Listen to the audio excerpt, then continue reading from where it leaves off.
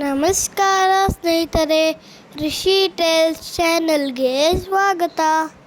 ಇವತ್ತಿನ ಕತೆ ಗಜೇಂದ್ರ ಮೋಕ್ಷ. ಬಹಳ ವರ್ಷಗಳ ಹಿಂದೆ ಒಂದು ಸುಂದರ ಕಾಡಿನಲ್ಲಿ ಗಜೇಂದ್ರ ಎಂಬ ಶಕ್ತಿಶಾಲಿ ಆನೆ ರಾಜ ವಾಸಿಸುತ್ತಿದ್ದ. ಅವನ ರಾಜ ತುಂಬಾ ಸುಂದರ.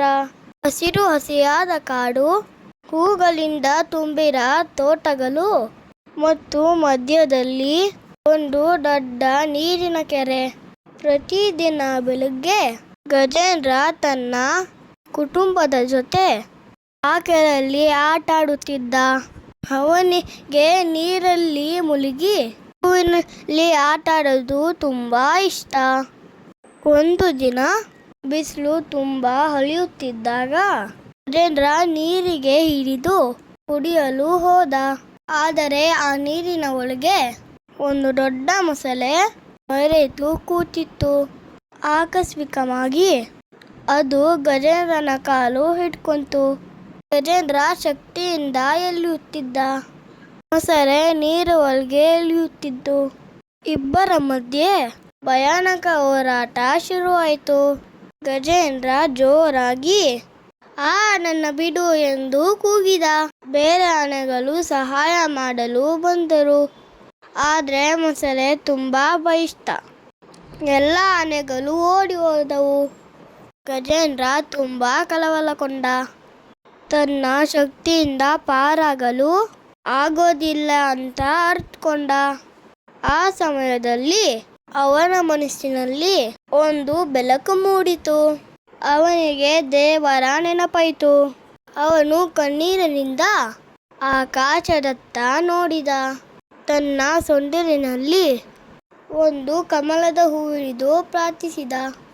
ಓಂ ನಮೋ ನಾರಾಯಣಾಯ ಎಂದು ಭಕ್ತಿಯಿಂದ ಜಪಿಸಿ, ನಿನಗೆ ಶರಣಾಗುತ್ತೇನೆ, ನನ್ನನ್ನು ರಕ್ಷಿಸು ತಂದೆ ಎಂದು ಹೃದಯ ತುಂಬಿ ಪ್ರಾರ್ಥಿಸಿದ.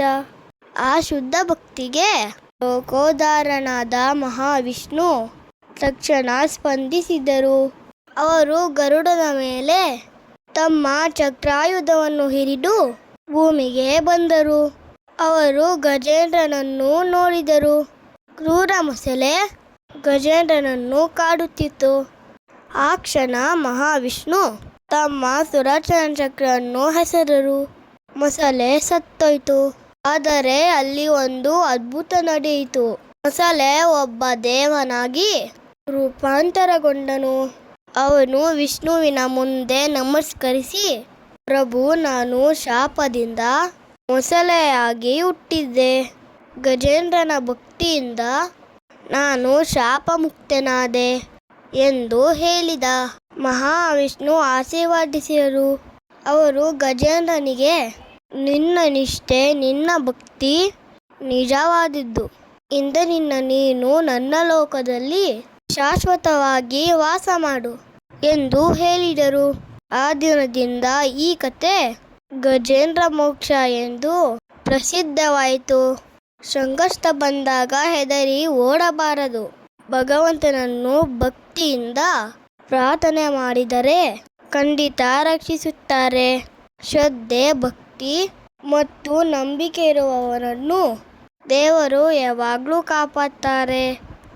ಈ ಕತೆ ನಿಮಗೆ ಇಷ್ಟ ಆಗಿದ್ರೆ ಸಬ್ಸ್ಕ್ರೈಬ್, ಲೈಕ್ ಮತ್ತು ಶೇರ್ ಮಾಡಿ. ರಿಷಿ ಟೇಲ್ಸ್ ನೋಡೋದನ್ನು ಮರಿಬೇಡಿ.